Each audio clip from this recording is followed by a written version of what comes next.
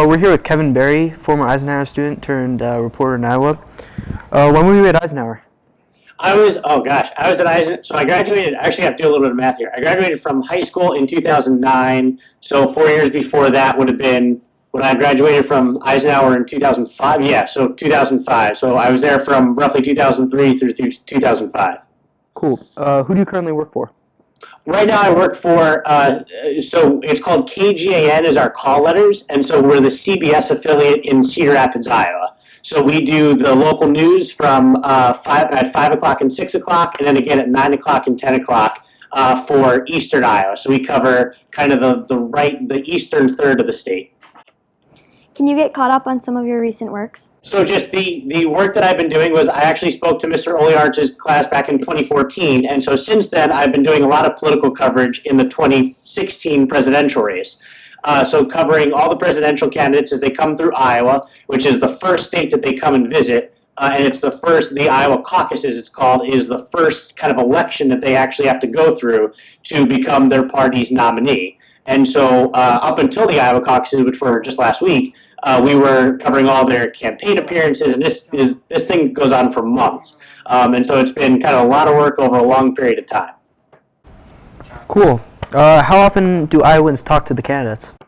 That's the thing, is that if people want to, during that process, they can basically talk to candidates almost every day, especially from the beginning of the summer and especially into the fall and then in the winter, since the caucuses are generally either in January or February every 4 years. There are always so many candidates around, especially in a year like this one where there's so many Republican candidates and the Democratic candidates were here a lot. If Iowans wanted to, they could see a candidate every day. Not everybody is that into it, but that's how present it is. So I grew up in New Jersey. I grew up just a few blocks away from Eisenhower.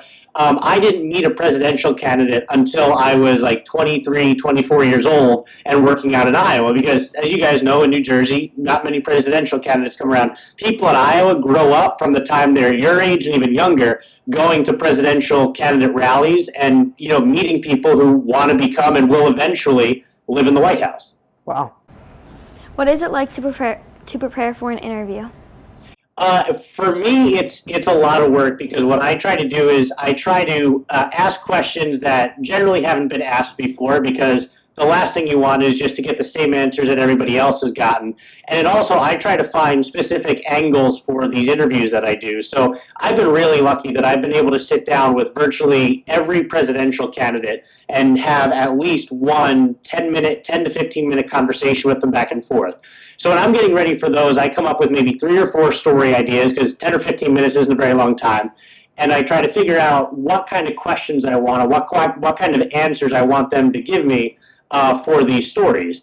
And so, like, for example, when I'm talking to someone like Marco Rubio, I did a lot of research on his time with Jeb Bush, who's another presidential candidate, because the unique thing that they have is that they had this kind of mentor-mentee relationship.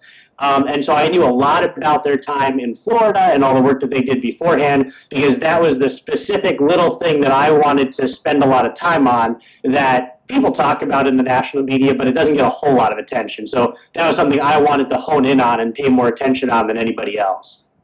In your opinion, who's the most likable presidential candidate for each party? Likable. See, like, that's why Iowa and that's why New Hampshire are so important, is because, like, that's for everybody to decide who the most likable candidate is. What's been interesting for me is how different they've been when we sit down with them. So, like, a guy like Rand Paul can really get, obviously he's a former candidate now, but he could really get a room kind of riled up. But when you sat down with him one-on-one, he was, like, kind of nervous and kind of, like, fidgety and kind of awkward in that sense. A guy like Martin O'Malley, who was another former presidential candidate, who I just happened to get along with really well. We would, like, joke around a lot. He was, pretty good in a room, but when you got down and sat down with him one-on-one, he was like, would probably be the best guy to like go have dinner with. He was like just super friendly and like super chill, and would talk about his kids all the time and stuff. So what's really cool about it is that you definitely see, you get a pretty good idea because these people are on TV all the time about what their personalities are like. Sometimes that's kind of what you see is what you get. and then sometimes when you get them alone, they're completely different people. People that I got along really well with would probably be someone like Martin O'Malley.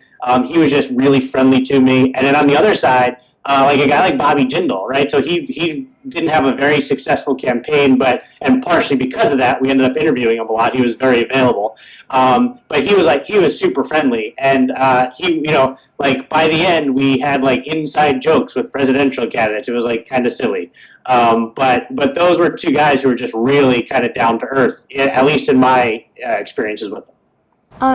Is there any advice that you have for students that are interested in film?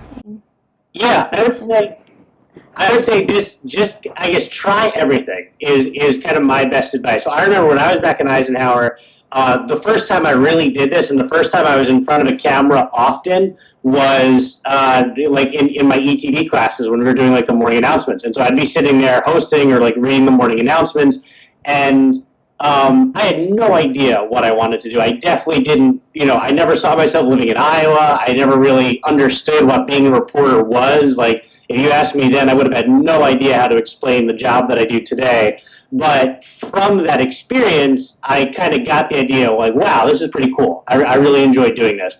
And so from that, I took that experience and did other things in middle school. I did things like summer camps. And then I went on to high school and took classes there where I got to do more. And, when I got to high school, my interests evolved a little bit differently, but they never would have evolved because I never would have had them if I didn't have what was going on at ETV. And then after high school, I went on to college where they evolved even more, and I got new opportunities there. And then, I made a few different pivots in college where I had a lot of different interests, there. And then I ended up graduating college, and my professional job has very little to do with a lot of the work I did in college because I covered completely different things. So my best advice is, what I envisioned my career to be from the time when I was, at Eisenhower and doing things in the studio there to what I do now is so different. But I never would have been able to connect the dots if I just wasn't willing to try whatever was next and to do whatever, next opportunity I had.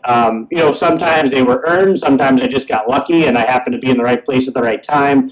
But there's certainly no direct way to connect, what I thought my career would be when I was in middle school to, what it eventually became. So I guess that's kind of the best advice I can think of. Just be totally open-minded about every opportunity you have, and try it all. Cool. Thanks for talking to us. Yeah, no problem.